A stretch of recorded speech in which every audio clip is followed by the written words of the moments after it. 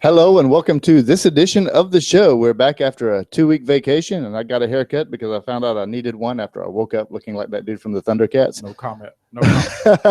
Lano. That's his name. No I know it comment. swept off to one side, and I was like, yeah.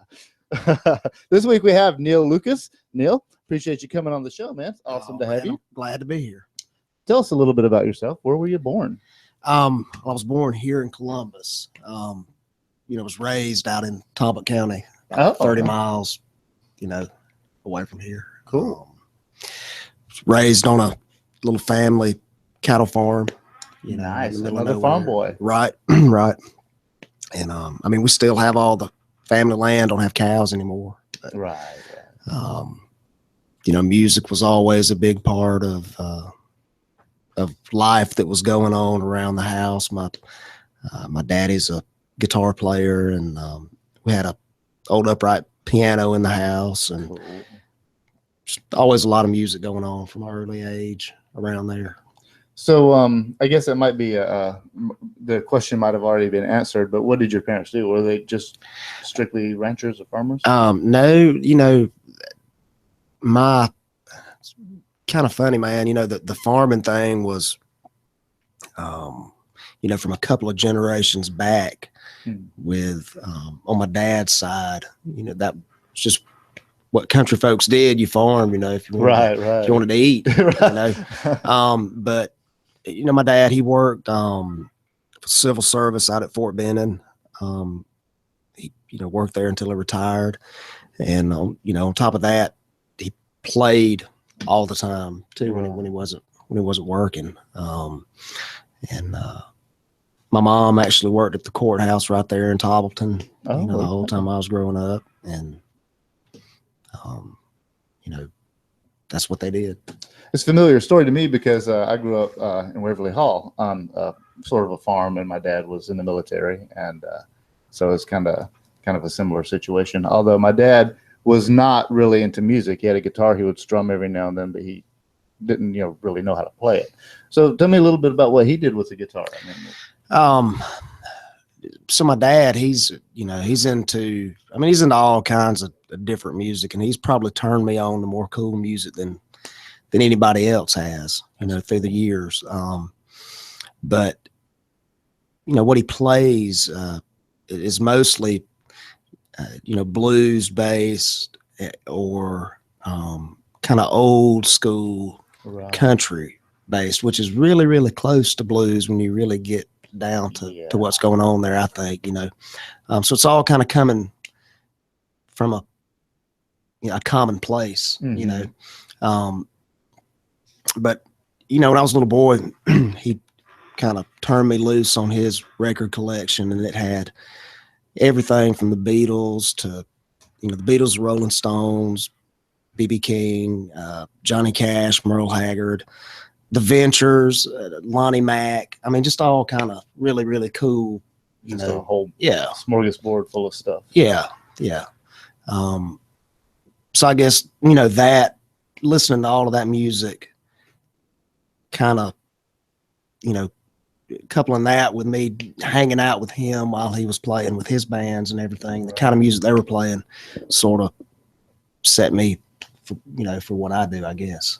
That's cool. Where did the upright piano come in?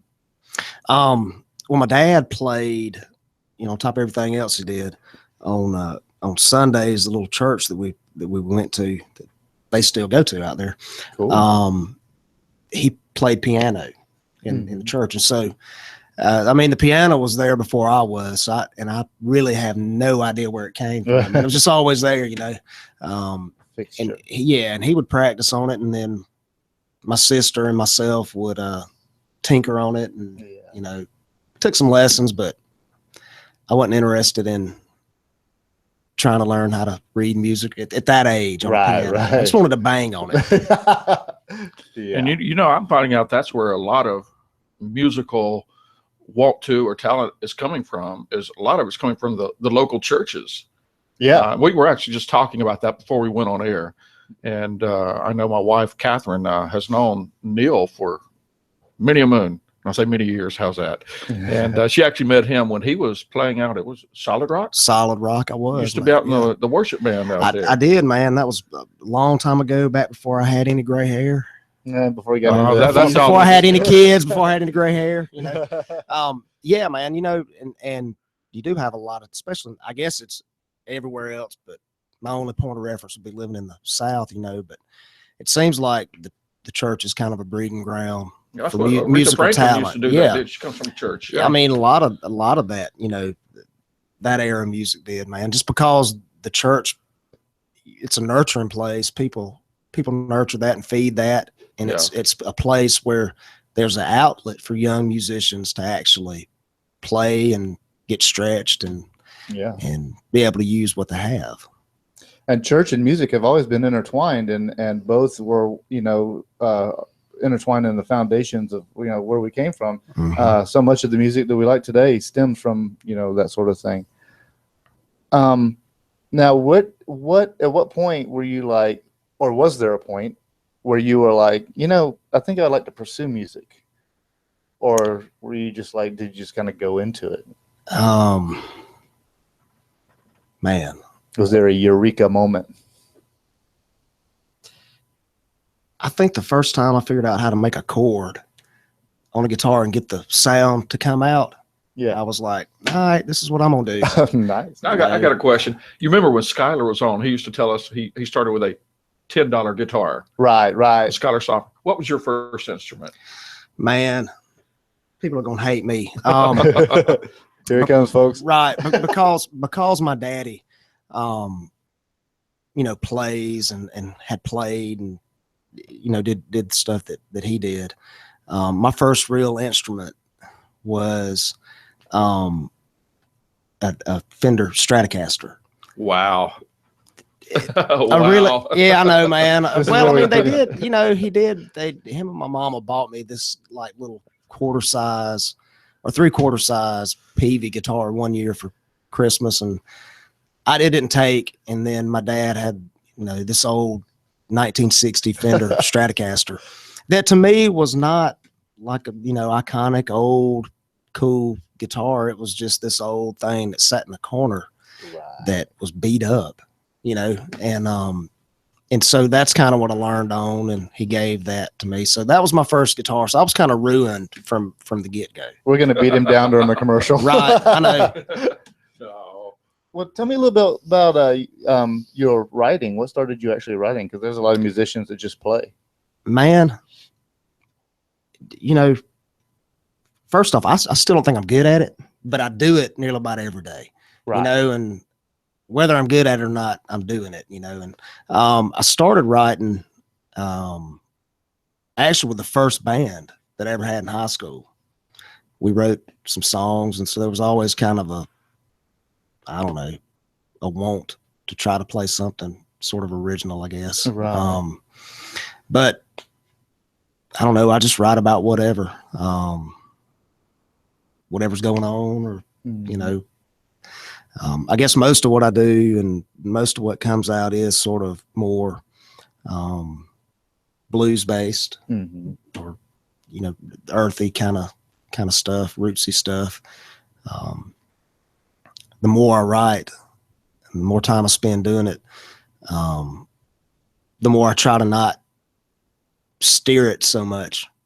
The more I kind of let it try to just be whatever it's going to be. And if it's something outside of my wheelhouse, something outside of what I normally do, then good. I mean, you got to keep looking for ways to stretch, I guess. Growth and expansion. Right.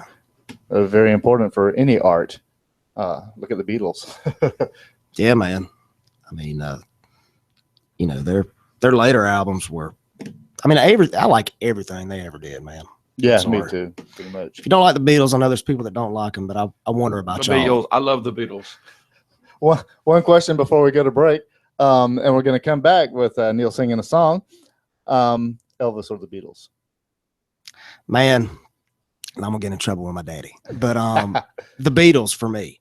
Although Elvis, there was a lot of Elvis going on in my house when I was growing up, because my folks huge Elvis fans, and but I gravitate a little more towards what the Beatles did myself.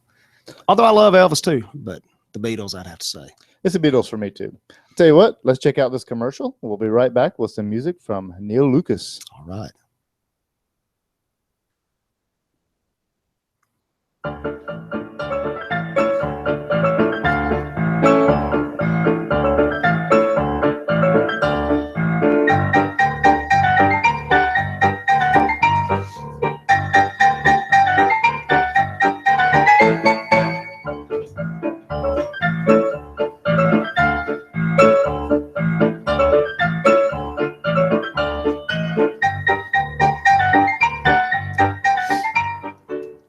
Timeless beauty at the Gypsy Cherub, 3760 Woodruff Road, Columbus, Georgia. Class is back in style.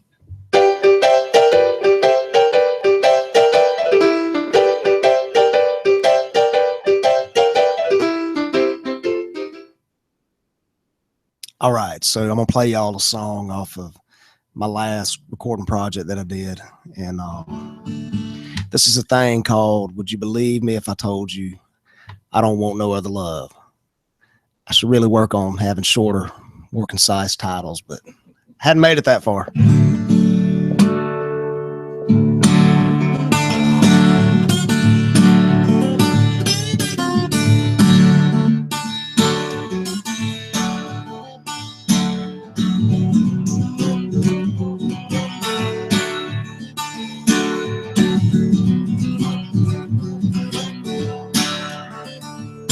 Would you believe me if I told you I don't want no other love?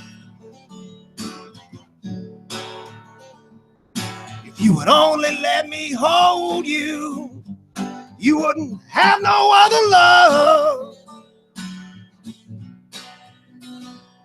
If I walked across the desert, swam across the sea, laid waste to a mountain to bring you close to me, you believe me if I tell you I don't want no other love. The day is slowly fading, the night it's closing in. Darling, can you be persuaded to spend the evening with a friend? I want to pull you close beside me, make you understand I don't want no other woman, you don't need no other man. Believe me if I tell you I don't want no other love.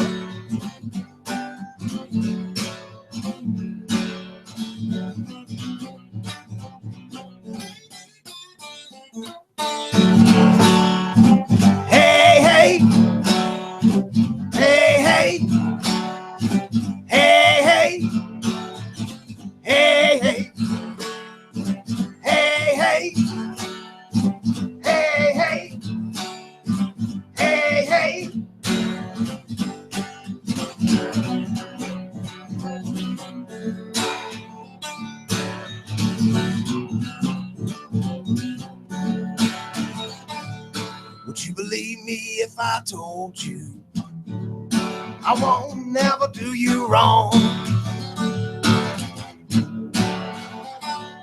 If you would only let me hold you, all your worries will be gone. There would never be no reason to doubt that my aim is true. All I would do is please you, baby, in everything I do. Believe me if I tell you I don't want no other love.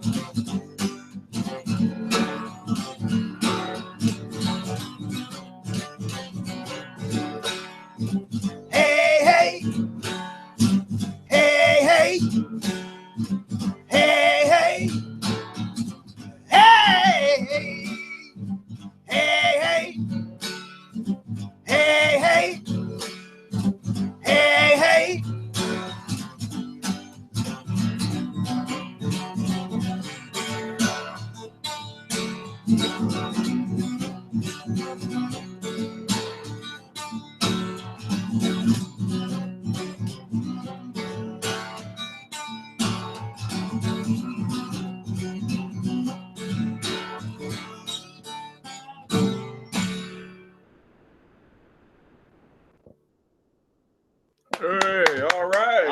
man. Neal Lucas, everybody. Ooh, I should really probably warm up before I try something like that.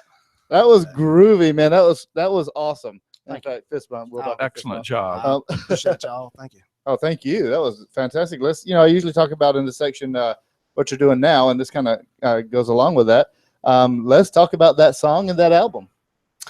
Okay, that album's a couple of years old now.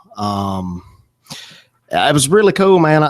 It's 5 songs. The name of the thing was New Day, and I recorded it out at Zion Episcopal Church out in Toppleton, Georgia. It's a really old church out there. Dean Castile. Nice. He engineered it and helped me produce it, and it was his idea to go out to that church. He was like, dude, you got to come out here and see this thing. And that's so cool. I had been in that church growing up, but had never, it had been 20 years since I'd been in there.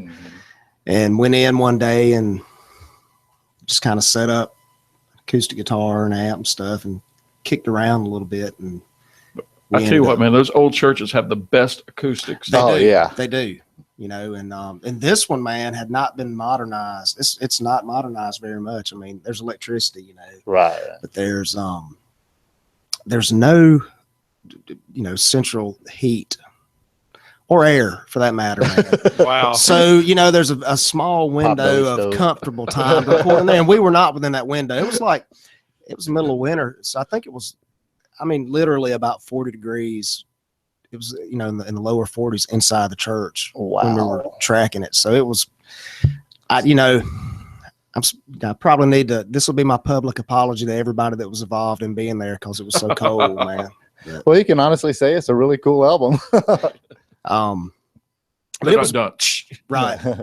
Doing that thing was a move more towards maybe something simpler and more direct, more, I don't know, not a straight blues kind of thing, but I don't know, just always trying to find something different to do. Well, that's really cool though, because all the albums today are done in, for the most part, high-tech studios. And it's really neat to hear a story where somebody records an album in an old church. You're going to get a sound you're not going to get anywhere else. Right. And how you record it and how you capture the sound. And it's not that one way is necessarily better than another. It's what's preferable for what you're going for. Right. Exactly. Yeah. And for what I'm going for, tracking stuff as live as you can and getting the best sounds right out of the gate, where you have to do the least amount to it on the back end. Right. And then that's where, like you're talking about, those old churches and how good that sound. The room becomes a big part of the sound. It always is. The room is always a huge part of how something's going to sound. I don't know. I'll share that story with you about the Cowboy Junkies one day. Oh, yeah. An album. Right. Did awesome thing in the old church. Awesome project. Yeah, and I if that's the same one I'm thinking about, there was only a couple of mics and one mic, the and there was there was a PA too, right? And they used a PA for the singer. Yeah. Right. That sounds familiar. I think you did tell me about that one time. That's cool. It's a really interesting story. If you guys get a chance, I know it's Neil today, but if you guys get a chance, go on YouTube and look at that. It's a really interesting story, and you can kind of see what we're talking about. Yeah. You were mentioning that the room is always an important part of the album or whatever you're doing, but in this particular case, it becomes not so much the usual part of the album, but actually becomes like an artistic entity when you're talking about recording in such a place, because that's going to give you. Of course, you can always, like you said, it depends on how you record it and all that, but if you do it right, then that's fantastic.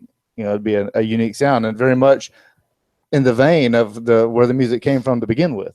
Yeah. I think that's, part of why maybe we do things the way we do for whenever I'm recording my own music is, I think a lot of the old stuff that I like to listen to, well, yeah, it was the artists and, their talent and the way that they express themselves. Well, that's, a big part of, maybe the biggest part of why I like it, but also the way that stuff sounded. Yeah.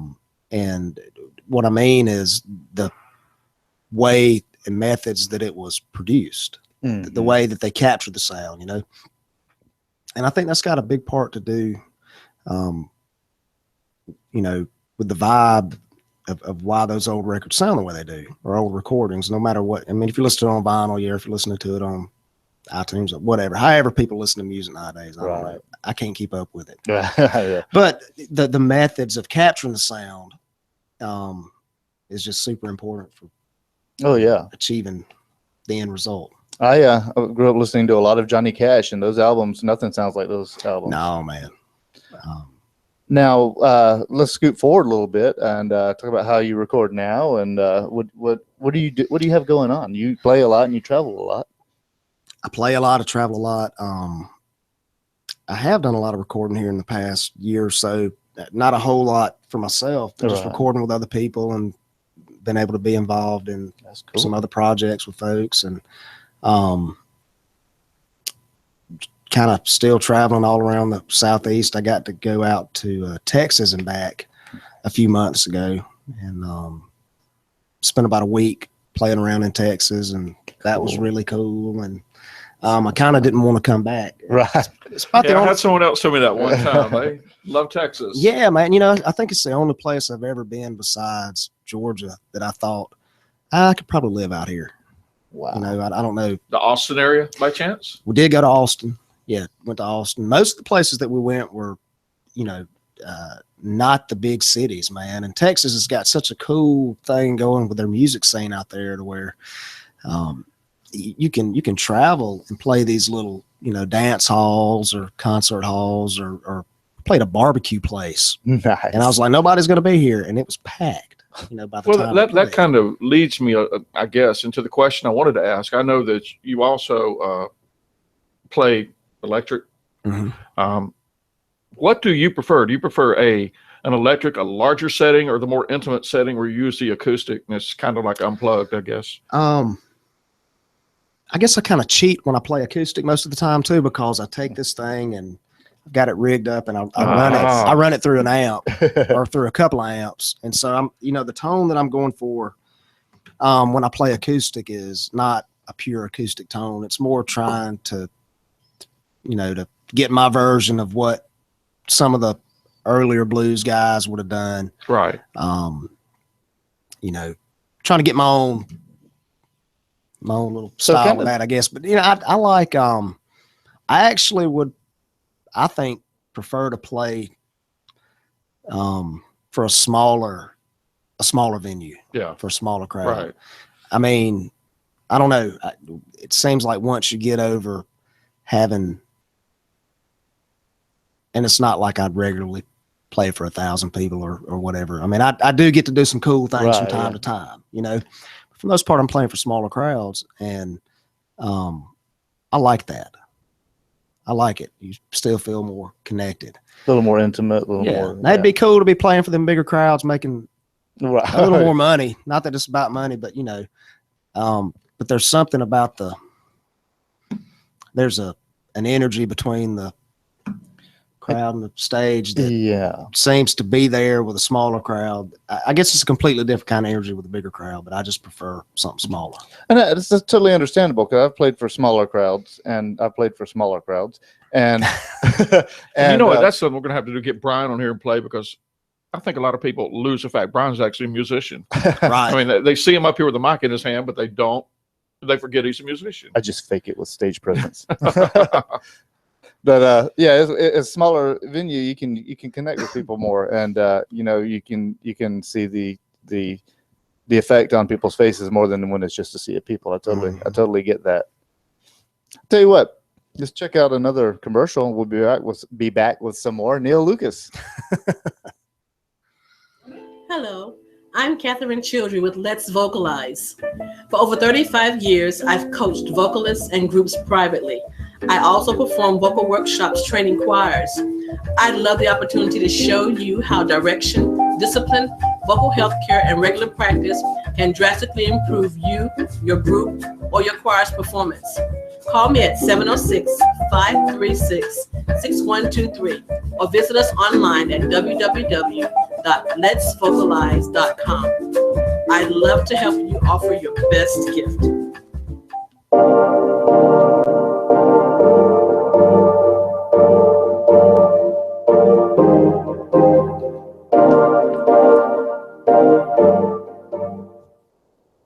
Hello and welcome back to the show with special guest Neal Lucas. So Neal, let's get into a little bit of promotion for you. Let's I like to get everything that you have out there and for people to buy into a one little box where it's real easy for people watching the show to just like go wherever.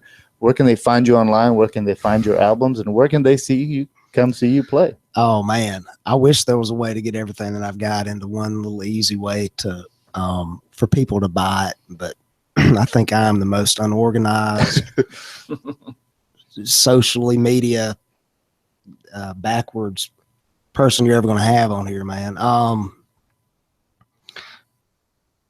So you can go on, pretty much any of the places that you can buy music online. You can find the Hold It Up High, the Neal Lucas Band cool album, the live album that we did. You can find that anywhere, I think. My last project that I did, that we were talking about that I did at the church, it's actually, you can't even buy it online. You got to come to a show to buy it right now. You're doing something with the church now. Huh? You doing something with the church now? Is that what you said? Well, no, the album that I recorded out at the church, right, we were talking about, right, it's not available online right now. So you got to come to a show to get it. It should be on there. Excellent. And that gives you a reason to come to a show because you get to see some awesome music and you get to get a killer album that was recorded in really killer circumstances. As far as finding me with what I'm doing, good luck. No, you can, I'm check Facebook. And I actually do have a, there's a Neal Lucas Music website that has been built and get some content up on there. So hopefully soon that'll be a consistent place that people can go to find what, if anything, is going on. And I tell you what, on a break it. Actually, I have a question from somebody. Oh, nice. We have a question from a viewer. Actually, he's a friend, so he sent me a text. He said, ask Neal if he is going to play with Davis and River when they come to 219 Food and Spirits. Well, you know what? I played with those two guys last night over in Dadeville. There you go, Chuck. You missed it, buddy. Called Colonel Tom's. And we always have a good time. The three of us run up down the road together all the time. Awesome. And we,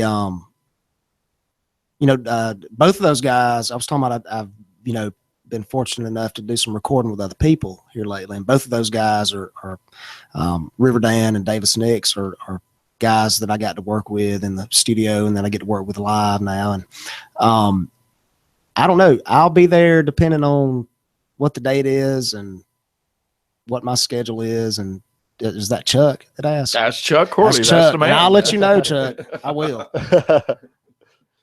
That answer is forthcoming.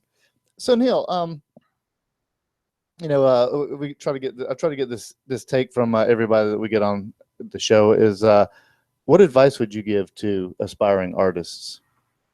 Oh man, of any kind.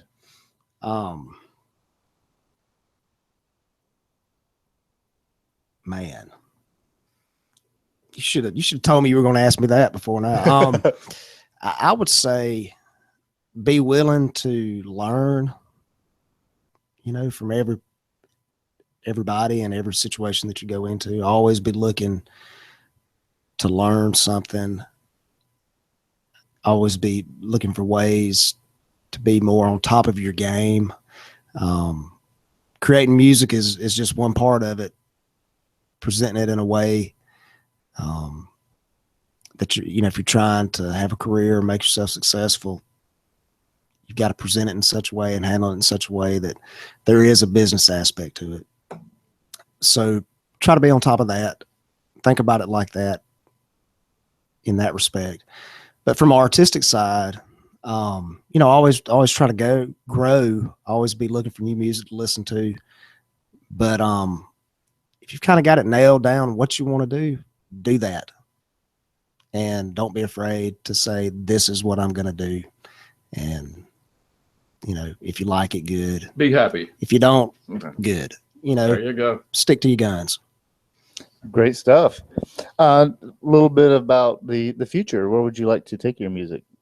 I think I'm about ready to do another recording project. Cool. And playing a lot of the acoustic guitar, doing that. I'm just trying to find some stuff that I hadn't done before. I don't think I'm going to do anything that nobody else hadn't done, but just trying to find something new for me. And hopefully I can keep etching out a living. Yeah, there you go. As long as I can, the day comes when I can, I'll figure something else out and play on my back porch. There you go. Ladies and gentlemen, Neal Lucas. Anything else from Tim?